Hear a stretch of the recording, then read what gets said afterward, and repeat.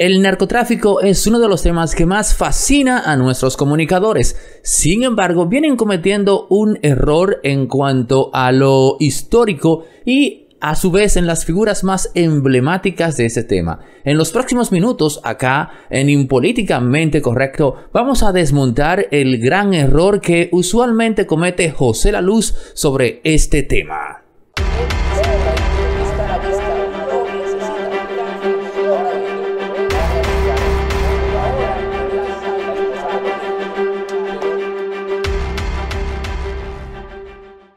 Todo el mundo en nuestro país conoce a José La Luz y sin lugar a dudas tiene una influencia capital en la opinión pública, sobre todo porque dentro de su partido es una voz disidente en el PLD, emite comentarios y críticas que no son del agrado de mucha gente allí dentro, lo que le ha ganado ser visto como una oveja negra. Ahora bien, en el tema del narcotráfico, que es un tópico en el cual veo que José se fascina mucho en hablar, y la forma en que comenta y describe a Pablo Escobar y a la mítica figura de Popeye, y también cómo aborda el tema del narcotráfico, digo, caramba, es hora de desmontar a José La Luz, pero no por querer llevarle la contraria, sino porque tenemos que llevar información potable a la gente que invierte tiempo en nosotros, los que pretendemos que tú nos dediques 1 minuto, 2 minutos, 5, 6 minutos,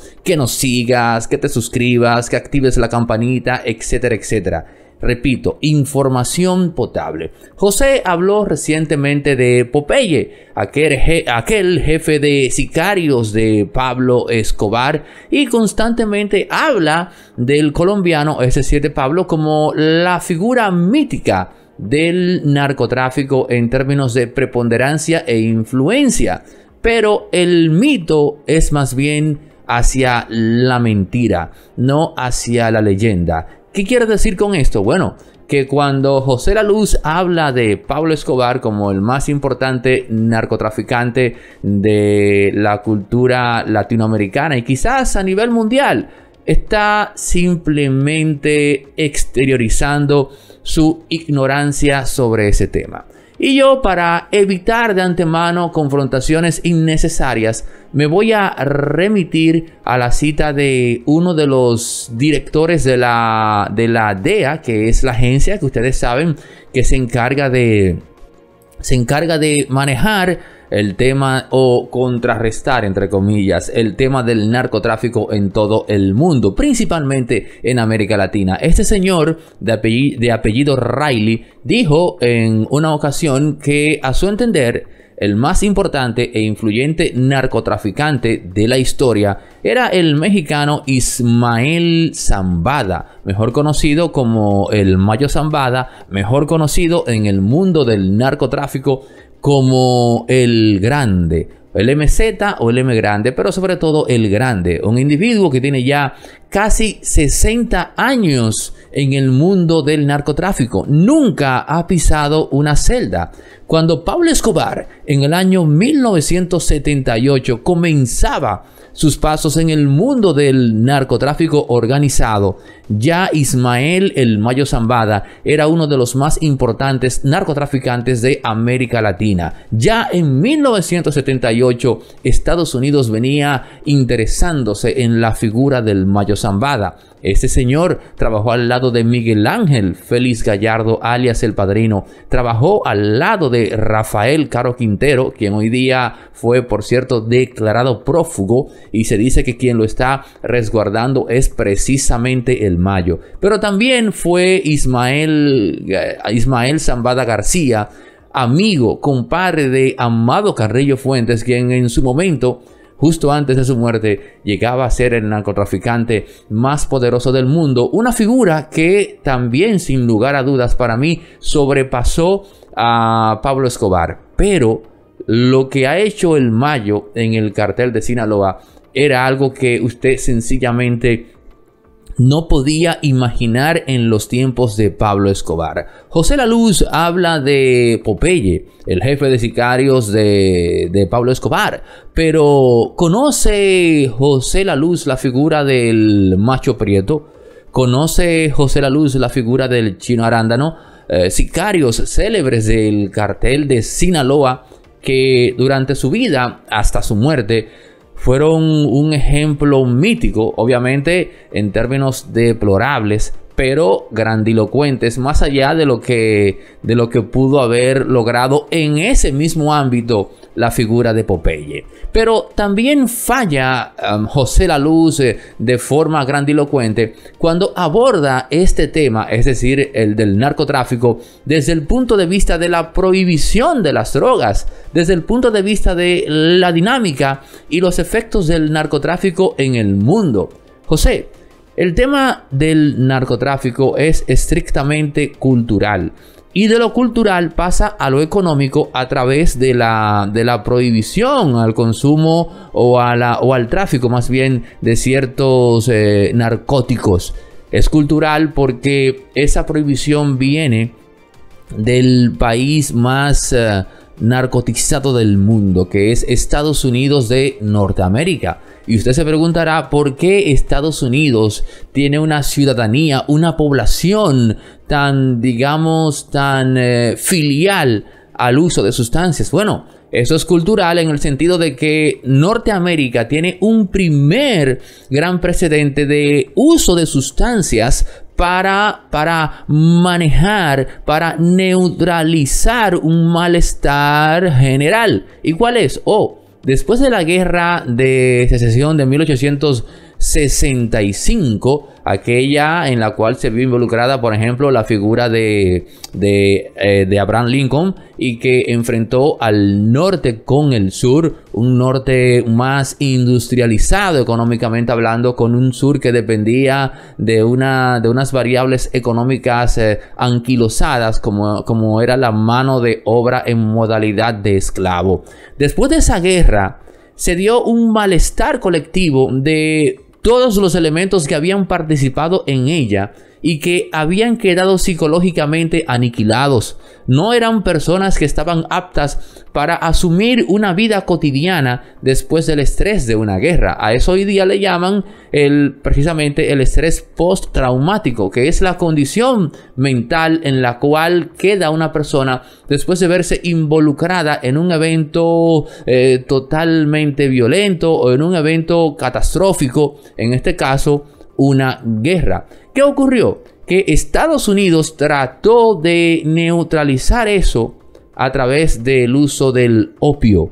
Y la gente en las calles, era común usted verlas pues usando opio para tratar de tranquilizarse.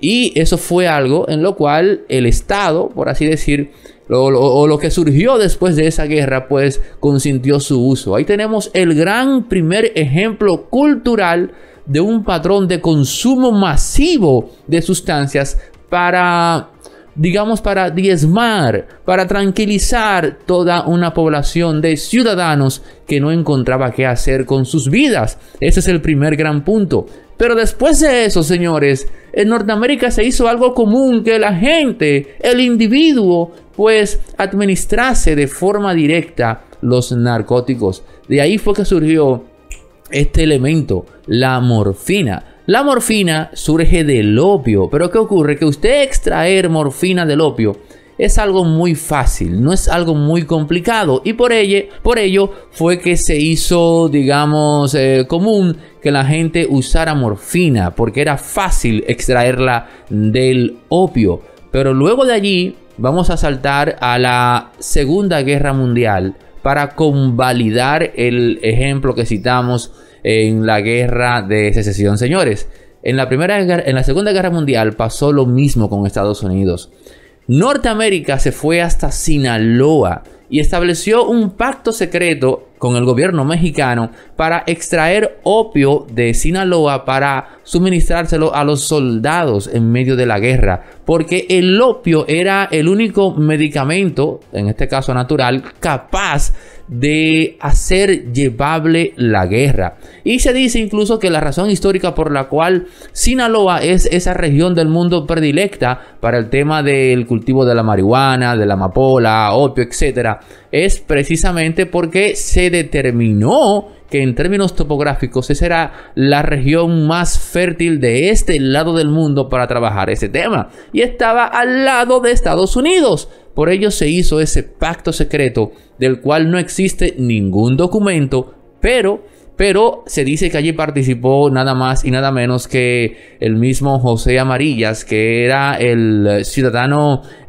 chino nacionalizado mexicano, que dio la información técnica que le sirvió a Estados Unidos para interesarse en el cultivo de opio, amapola, marihuana en esa región del mundo.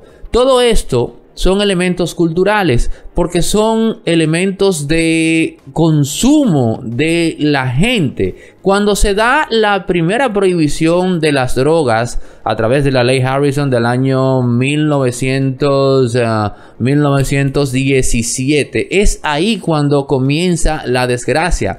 Pero lo que se prohíbe es un patrón de consumo, no una actividad económica en sí, porque el sector médico de Estados Unidos estaba interesado en manejar el tema de la medicación y de arrebatarle eso al ciudadano, y para ello tenía que existir una especie de regulación que sirviese como prohibición, y esa es la razón de ser de esa ley, que es el germen, señores, de este conflicto mundial. Por lo que José La Luz falla en dos ambientes. Falla cuando señala a Pablo Escobar como el más importante narcotraficante del mundo. No lo es.